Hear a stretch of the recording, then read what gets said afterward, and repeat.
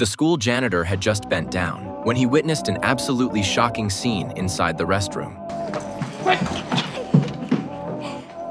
You all right? Help me!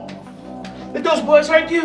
They raped me! After receiving the alarm, the special investigation team rushed to the scene immediately. The investigation revealed that the sexually assaulted girl was named Jaime. She was 16 years old and a student at this very school. She had just been repeatedly assaulted by 2 male classmates inside the boys' restroom. Under persistent questioning by Benson, Jaime soon gave up the names of her attackers. They were Danny and Cameron. Moments later, the 2 boys were arrested in public. After being taken to the hospital for a medical examination, doctors stated Jaime had multiple bruises all over her body. A large amount of semen was also found inside her body, all consistent with the characteristics of a sexual assault committed by multiple perpetrators. Her parents were already on their way to the hospital at this time. Later, after receiving medical treatment, Jaime gave a detailed account of the entire incident. She said she was heading to the restroom to change clothes for her performance rehearsal when she ran into Danny and Cameron, who were also part of the rehearsal group. The 2 men suddenly pounced on her from behind while she was caught off guard,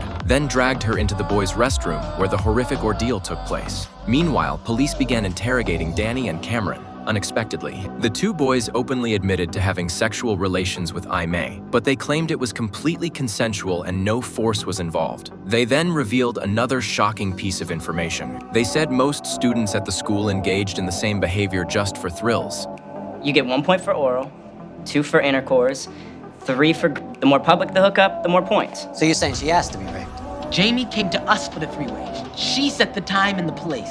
And it had eventually turned into a status competition among them, faced with the conflicting statements from both sides. Benson believed Jaime's condition matched clear signs of sexual assault, but Taylor thought the case was far more complicated than it seemed. Not only were Danny and Cameron's statements identical, every single detail they described matched perfectly without any discrepancies. Furthermore, from the time the crime happened until they were placed in separate interrogation rooms, they had no time at all to collude on their stories, to figure out who was lying. Benson and Taylor went to the school to conduct interviews. According to teachers, the promiscuous behavior described by the 2 boys was indeed real. Teachers had caught students in the act multiple times, inside the school auditorium and even the cafeteria kitchen. What made the case even more shocking was, those involved were not just students, but also 2 teachers working at this Texas school. Some senior students had even grown bold enough to film a documentary about it. Facing the camera, both boys and girls involved showed no shame whatsoever. Instead, they treated it as something to brag about openly.